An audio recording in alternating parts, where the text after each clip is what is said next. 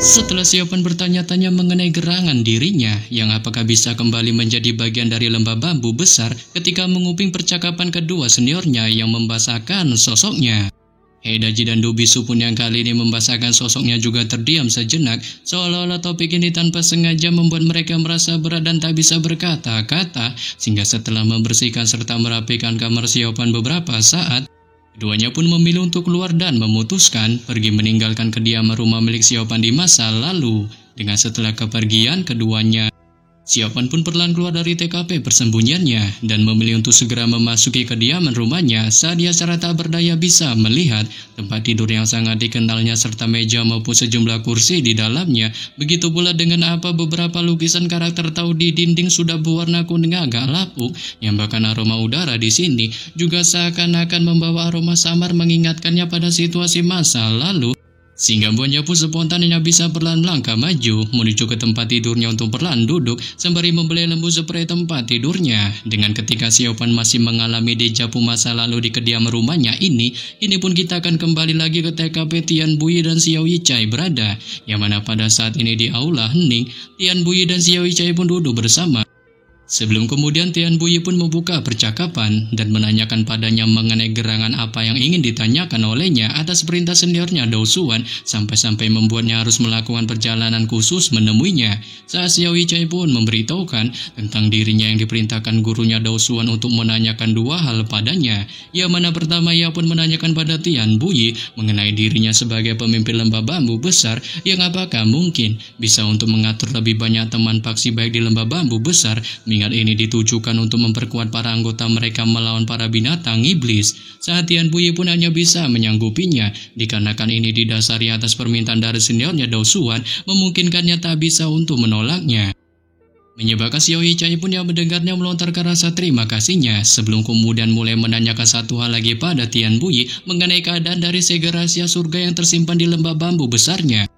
Saat Tian Buyi punya mendengarnya menunjukkan rasa herannya, dengan tak menyangka Dou Xuan memberitahukan informasi rahasia segel itu pada Xiao Yichai, sehingga buahnya pun merasa pemimpin sekte King Yun itu benar-benar bermaksud untuk menyerahkan jabatannya sebagai kepala sekte kepada Xiao Yichai di masa depan. Sebelum kemudian ia pun memberitahukan tentang segel rahasia surga itu masih dalam keadaan aman di lembah bambu besarnya, dan benda itu bukanlah masalah sepele dan bahkan menyangkut diri King Yun, sebab pada saat itu pendiri King Yun pernah memerintahkan para pemimpin 7 cabang King Yun lainnya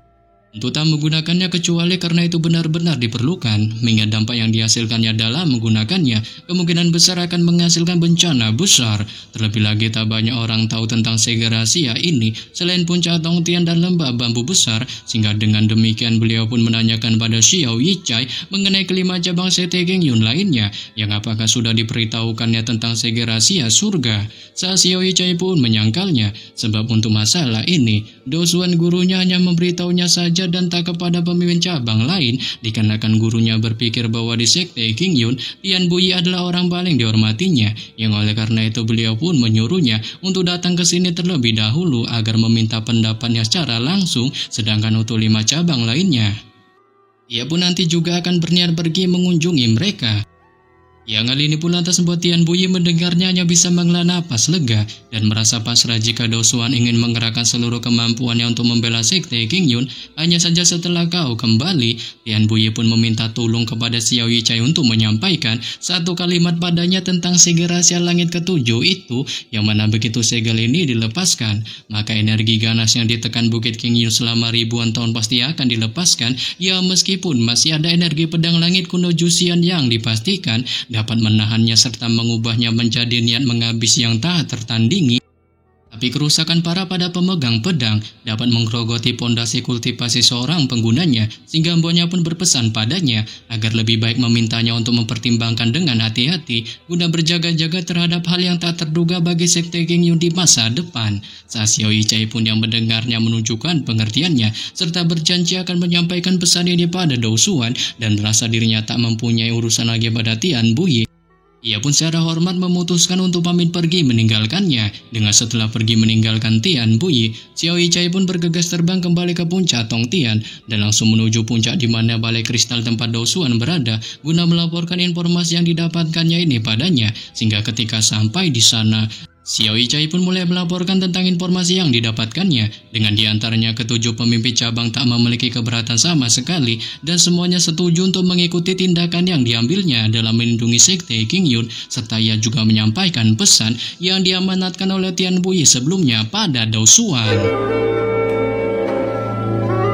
Setelah mendengar informasi yang disebutkan Xiao Yichai, Dao Xuan pun segera mengangguk menunjukkan pengertiannya, dengan juga memuji bakat Tian Buyi yang menurutnya sangat luar binasa dibandingkan para pemimpin cabang lainnya, dan merasa Xiao Yichai sudah lelah diutusnya untuk menyampaikan informasi ini. Beliau pun menyuruhnya untuk kembali serta beristirahat memulihkan kondisi tubuhnya. Dan setelah Xiao Yichai melaporkan sejumlah informasi ini pada Dao Xuan, ini pun kita akan berpindah cerita ke sebuah wilayah bernama Kota Heang berada, yang mana pada saat ini Kota Heang pun dipenuhi dengan keramaian manusia yang tampak sangat kacau. Bahkan jalanan maupun penginapan di kota dipenuhi sejumlah orang saat dalam keadaan seperti ini. Persediaan makanan kota menjadi sangat ketat, tapi untungnya kota itu berada di tepi sungai, memungkinkan mereka tak perlu khawatir tentang persediaan air. Terlebih lagi kota Heang ini bagaimanapun juga berada di sekitaran wilayah kaki Bukit King Yun. Dengan Bukit King Yun juga telah membuat beberapa persiapan awal, mengirim sejumlah besar murid ke kota ini untuk menjaga ketertiban,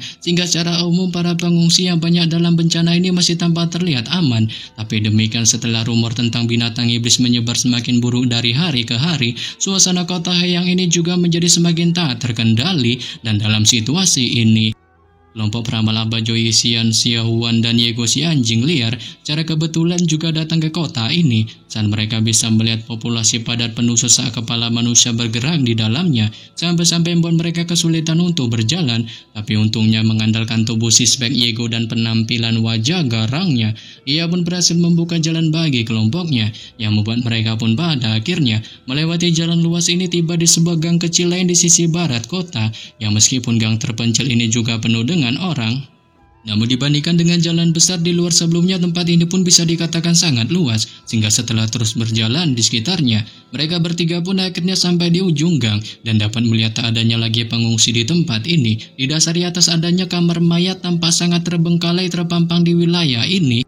yang bahkan Yego pun spontan menunjukkan kebingungannya ketika tiba di tempat ini, dengan ia sama sekali tak terganggu atau bahkan merasa takut dengan kamar mayat yang dapat dilihatnya, melainkan ia merasa sedikit bingung bahwa Joyi Xian dan Xia Huan secara bagongnya dan anehnya akan datang ke tempat ini. Namun tak berselang lama, Aba Joyi Xian pun bergegas memimpin untuk memasuki TKP kamar mayat.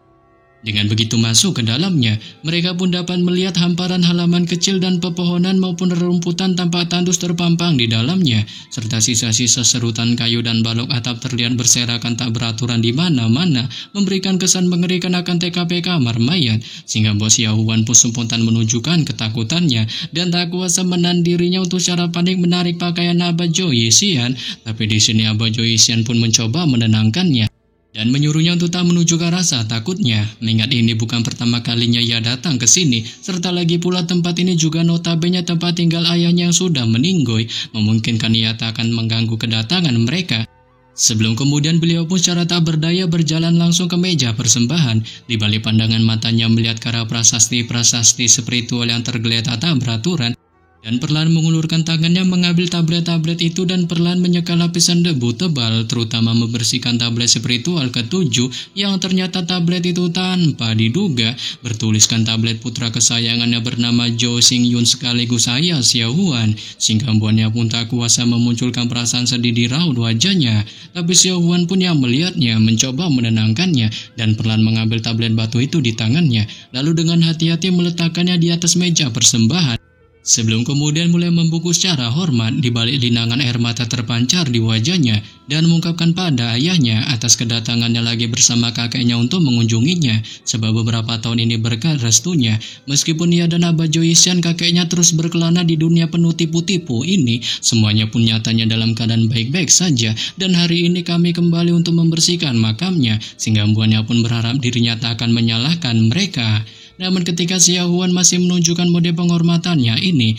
tanpa diduga Yego pun juga tiba-tiba maju ke depan menunjukkan tindakan yang sama, mengingat hal ini dilakukannya sebagai bentuk penghormatan pada ayah Xiao Huan yang juga dianggapnya sebagai seniornya. Menyebabkan Xiao Huan pun yang melihatnya tak kuasa mengungkapkan rasa terima kasihnya atas tindakan Yego yang notabene iblis bagong brutal, nyatanya masih mau memberikan penghormatan pada ayahnya, sehingga membuatnya pun secara girang juga memperkenalkan sosoknya pada ayahnya yang disebutnya sebagai Tao anjing liar yang sangat baik hati. Saat ini pun buat Yego mendengarnya spontan menunjukkan raut wajah kikuknya dan berniat untuk berbicara, akan tetapi tepat ketika ia hendak berbicara, tanpa diduga tubuhnya pun tiba-tiba menegang. Diikuti pandangan paniknya yang spontan berbalik melihat ke arah pintu masuk, menemukan sesosok pria aneh berpakaian hitam tiba-tiba muncul di sana, di balik wajahnya yang juga tertutupi oleh warna hitam, sehingga ketika melihatnya secara jelas, Yego pun tak kuasa sontak mengubah ekspresi terheran-heran di wajahnya, menyebutkan sosok berpakaian hitam itu merupakan pria misterius dari sekte Raja Hantu yang juga dikenal dengan julukan Tuan Hantu. Oleh sebab itu setelah kemunculannya dan melihat kelompok Yego, Tuan Hantu pun sedikit menunjukkan rasa herannya. Dengan tak menyangka dirinya menemukan ada orang lain di tempat terpencil nan malang ini, dan salah satu dari mereka bahkan mengenalinya siapa lagi kalau bukan Yego, sebelum kemudian ia pun menanyakan padanya mengenai sosoknya, yang apakah merupakan iblis Yego si anjing liar, dan jika memang benar, bukankah dirinya selalu bersama Xiaopan si Antuli, serta mengapa juga dirinya ada di tempat ini bersama kedua orang yang sama sekali tak pernah dikenalnya. Saat Yego pun mengiyakannya dan bilang bahwa dirinya sudah lama berpisah dari Xiaopan serta kedua orang ini adalah temannya. Dengan kedatangannya ke tempat ini juga hanya semata-mata untuk memberikan penghormatan pada anak Abah Joyisian yang telah lama meninggal di tablet roh. Menyebabkan Tuan Hantu pun mendengarnya menunjukkan pengertiannya, sebab beliau mengetahui perkataan Yego memang benar. Mengingat di belakang mereka bertiga, ada sebuah patung arwah terbengkalai berdiri di atas meja altar yang merupakan patung anak dari Abah Joyisian, dan merasa ketiganya sudah memberikan penghormatan serta tak disarankan bagi mereka untuk berlama-lama lagi di makam arwah ini, Tuan Hantu pun menyarankan ketiganya untuk dengan cepat pergi. Menyebabkan Abah Joyisian DKK pun yang mendengarnya menunjukkan rasa herannya, dengan tak berharap sosok misterius di sekte Raja Hantu ini benar-benar sangat berani mengusir mereka, yang notabene hanya berkunjung menemui putranya. Awalnya ketiganya hendak melakukan perlawanan, terutama Xiao Huan yang menunjukkan emosi beratnya, tampak tak senang dirinya diusir dari TKP peristirahatan terakhir ayahnya, tapi merasa tak sanggup untuk melawan Tuan Hantu, Abah Joyisian pun secara panik hanya bisa menarik Xiao Huan serta mengajak Yego untuk bergegas pergi.